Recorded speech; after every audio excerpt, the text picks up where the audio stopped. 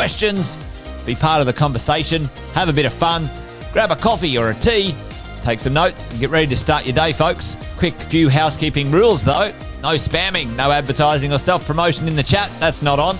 Be kind and respectful to everyone when participating. And most of all, have a good time.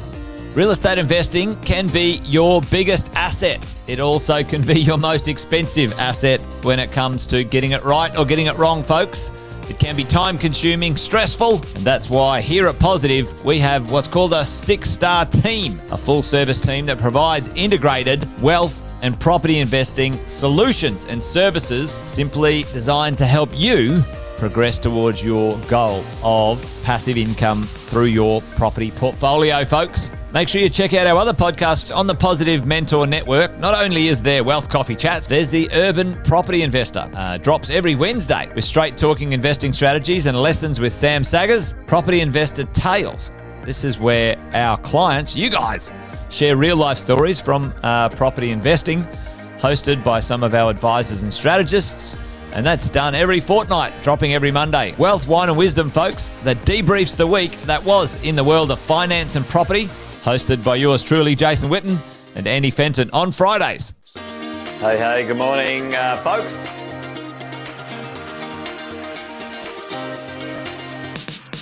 Good morning, everybody.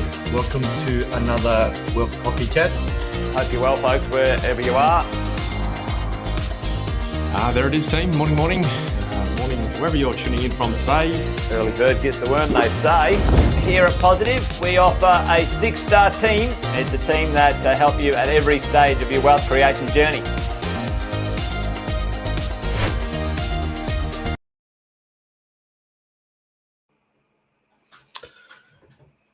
What do mortgage brokers and magicians have in common? They both make money disappear. I want to welcome everybody today to the Friday edition of Wealth Coffee Chat. I wanted to share a very exciting event that's coming up. It's our property summit. It'll be on the Gold Coast between the 13th and the 15th of June. So for anybody who's interested in elevating your understanding of the Australian property and the strategies for lifelong wealth through investment, there'll be some amazing industry acclaimed guest speakers and also our expert 6-star team. Some great opportunities for networking with experts and like-minded people.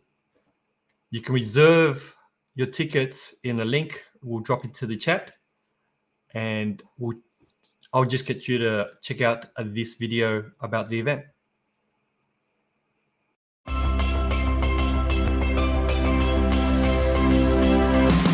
All right, this is going to be fun. Who has played the property game before? Who has been in the game? Who's never played the property game before? Oh, you're in for a treat. Who likes Monopoly? Did anyone like Monopoly when they were a kid? Well, this is Monopoly in real life in this room. Every hour or so, you guys are going to be up and you're going to be running around the room like maniacs trying to play the property game and win the property game. Today, I wanted to share the lessons, the mistakes, and the wins. I want everybody to put up their hands who knows their interest rates on all their loans right now. If you haven't seen me around before, like 13 years in the industry, in property management specifically. Who likes paying tax? If you need help finding somewhere to donate, I'm sure I can find somewhere else where it can go. We've got an expression in that, let's go and make new mistakes in the world. Who wants to make new mistakes? These are just strategic moves that can make such a big difference. So obviously buy well, never sell. Definitely the majority of what everyone's looking to do is collect some A-grade assets, B-grade assets, whatever it might be. I loved the idea of being a property investor and developing that identity. Collectively, they have way more years experience in everything that you think you're trying to solve. Because they do it every single day.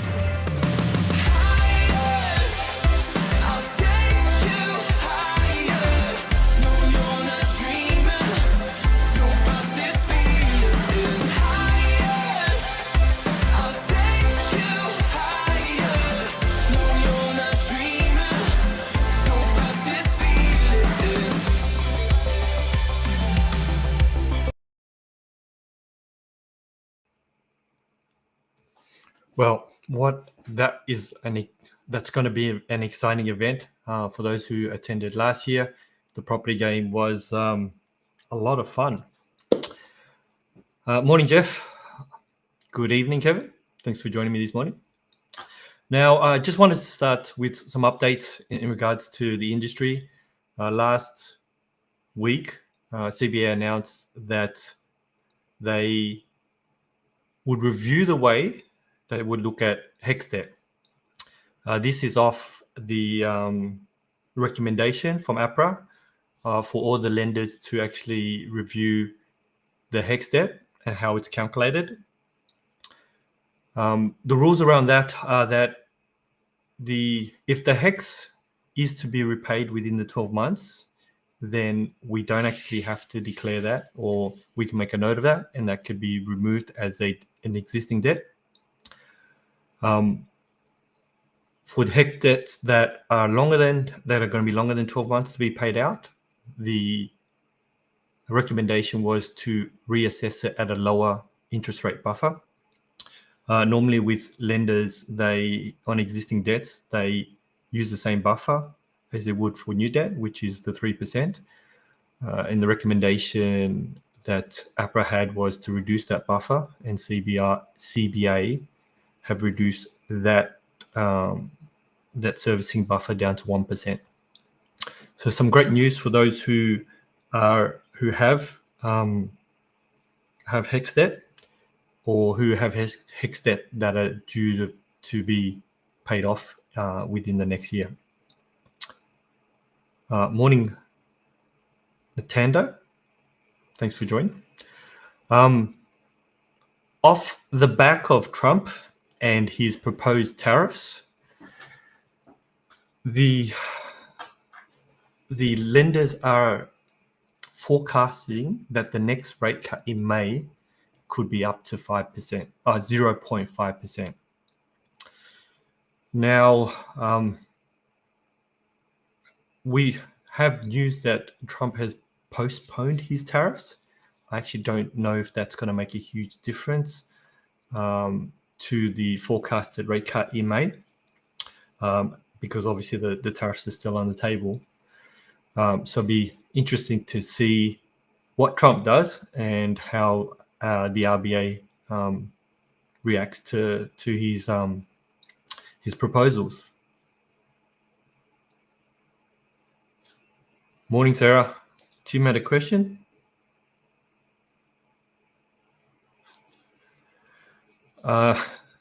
It is very interesting, Tim, that and I always find it interesting that even though you have the same scenario at different banks, there are different ways that they calculate your income and your existing debt that enables you to get approved for a loan or get declined for a loan. CBA aren't known to have great serviceability in terms of how much that they can actually lend. Overall, from my experience, I haven't had CBA as the lender who will lend the most money when we sit down and work out our client's borrowing capacity. Do have some great policies, and if you fit within those policies, they'll get the loans done. So thanks for sharing that, Tim.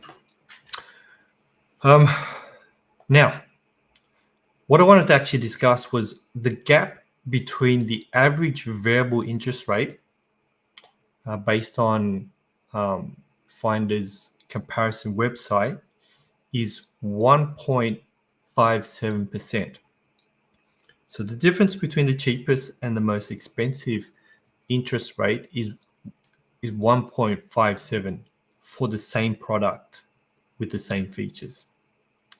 Now that gap gets a little bit smaller when it's fixed rates, which is 1.37%. Now the reason I find this interesting and I wanted to share this with everybody is that this is the reason why you have to keep an eye on what your interest rate is and know what interest rates are available in the market. Now, just some rough figures. if your interest rate is 6.5 and it goes down to 6%, on a $500,000 mortgage, you save $47,000. And if your mortgage is $750,000, then you save $70,000 over the life, over the term of the loan. And if that loan is $1 million, then just by reducing your rate 0.5%, you are saving $93,000. So now that you understand how important it is to know what your interest rate is, what do you do when you realize there's a gap in what is in the market and what your current interest rate is? Now, these are the steps I recommend in terms of negotiating your current interest rates. Now, the first step is to have a chat with your broker and ask him to do a rate review. So basically going back to your existing lender and getting them to ask the banks to review your interest rate. After they've done that, you actually call up the bank and ask them to review the interest rate and see what they offer compared to what the brokers can get. I've had situations where I've been offered a slightly higher rate, and when the clients call up, their rate, what was offered to the client directly was a little bit lower. After you've done those two things, call up the bank and ask them for a discharge form. Now, the reason why I get my clients to do this is that all banks have a team that's responsible for keeping the clients, and they have discretion for cheaper interest rate offers compared to just you calling up normally. But the only way to trigger this is to actually ask for a discharge form. Now, once you get the form, you don't actually have to do anything with it. But on their system, it will trigger that you are asking to leave the bank. And so the discharge team will give you a call, ask you why. You let them know, you're not happy with the interest rate. This is what's being offered in the market. If you can't match that, then I'm going to look at leaving. By this time, you would most likely get the cheapest rate that the lender is willing to offer you. So the fourth step is to sit down with your broker and compare that rate to what's available in the market. Now, when I have a conversation with my clients, even if the interest rate being offered by the bank is slightly higher, we still may stay with the bank. If it's 0.05% higher, then the cost to refinance might not be actually worth it. Now, not everybody is able to refinance or is in a position to refinance. So we still want to compare what's in the market, and we can still go through this process. But the last part of refinancing means that the last part of refinancing is there if you're in a position to refinance to a bank that can offer you a cheaper rate. Steps 1 to 3, still good to go.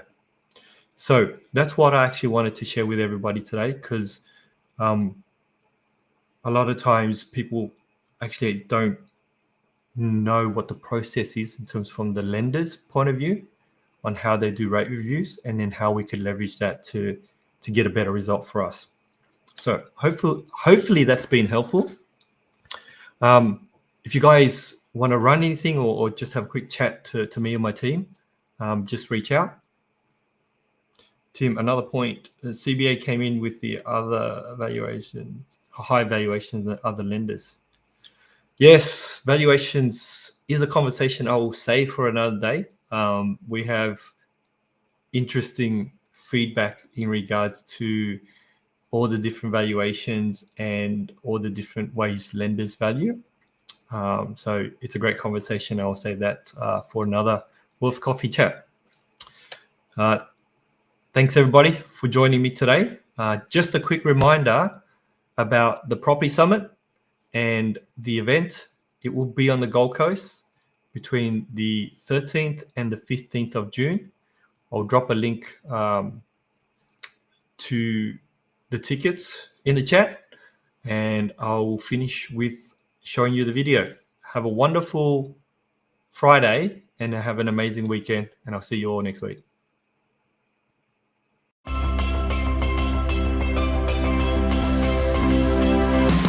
All right, this is going to be fun. Who has played the property game before? Who has been in the game? Who's never played the property game before? Oh, you're in for a treat. Who likes Monopoly? Did anyone like Monopoly when they were a kid? Well, this is Monopoly in real life in this room. Every hour or so, you guys are going to be up and you're going to be running around the room like maniacs trying to play the property game and win the property game. Today, I wanted to share the lessons, the mistakes, and the wins. I want everybody to put up their hands who knows their interest rates on all their loans right now. If you haven't seen me around before, like 13 years in the industry, in property management specifically. Who likes paying tax?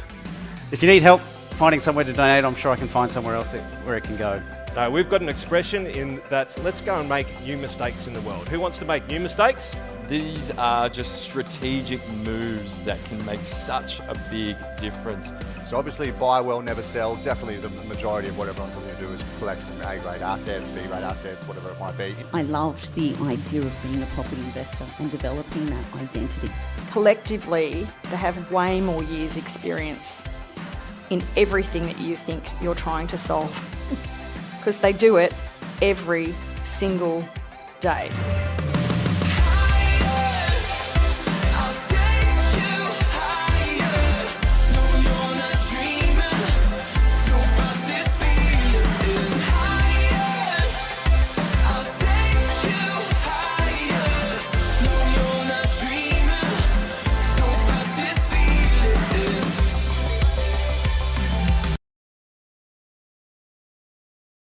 Thanks for watching another episode of Wealth Coffee Chat, folks. Make sure you like, subscribe, and turn on your notifications so you never miss a thing when we go live. Improve your portfolio and investing game, folks, with Wealth Coffee Chats live every morning at 8:10 each weekday. Make sure you join us. Previous episodes are also available wherever you get your podcasts, folks, as well as our other podcasts from the 6-Star team here at positivementor.com.au.